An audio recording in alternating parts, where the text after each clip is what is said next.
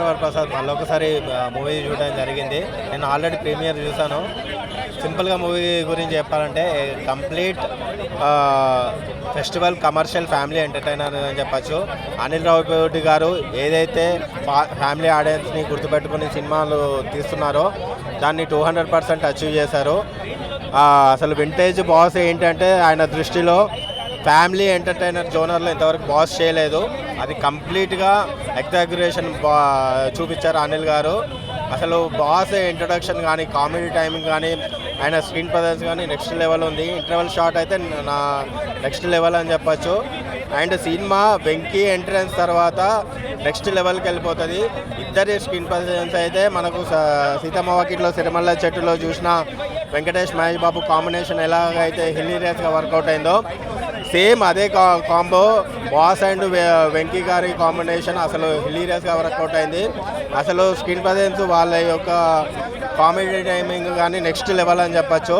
అనిల్ గారు వాళ్ళ స్క్రీన్ ప్రజెన్స్ని వాళ్ళ మధ్య జరిగే సీన్స్ని కానీ ఎక్కడ రివీల్ చేయలేదు. వాళ్ళు మీరు థియేటర్లోనే ఎంజాయ్ చేయాలని చెప్పారు. అది 100% జెన్యూన్. ఎందుకంటే మీరు ఆ ఎక్స్పీరియన్స్ని మీరు థియేటర్లోనే చూడాలి. అండ్ క్లైమాక్స్ అయితే నెక్స్ట్ లెవెల్ ఉంది. అసలు నాకైతే గ్యాంగ్ లీడర్ ఘరానా మొగుడు తర్వాత బావగారు బాగున్నారు ఆ వింటేజ్ చిరంజీవిని చూసిన అన్న ఫీలింగ్ కలిగింది. 2026 సంక్రాంతి క్లియర్ పొంగల్ విన్నర్ మన శంకర్ వరప్రసాద్. ఇది రాసి పెట్టుకోండి. సింపుల్. ఏం చెప్పాలా నా పిల్లల టాచరు. నేను అదృష్ట మంత్రి ఇంకా పెళ్లి కాలే మొగోళ్ళకి. నీకు ఈ సినిమా చూసిన తర్వాత మొగోళ్ళకి ఏం చెప్తున్నా అంటే పెళ్ళైన వాళ్ళకి, పెళ్లి కాని వాళ్ళు రాజసాబ్ చూడండి. పెళ్ళైన వాళ్ళు ఖచ్చితంగా నీ పెళ్ళాన్ని తీసుకొని సినిమాకు. మొగోళ్ళు ఎవరైతే ఉన్నారో ఆ గుడికి ఈ గుడికి వేలు లక్షలు పెట్టుకొని తీర్థయాత్రలకి గుళ్ళు చుట్టూ గోపురాల చుట్టూ తిరిగే బదులు ఇంట్లో ఉన్న పెళ్ళానికి మొక్కునాయన. నువ్వు మొక్కితే నీకు ఏ టార్చర్ ఉండవు.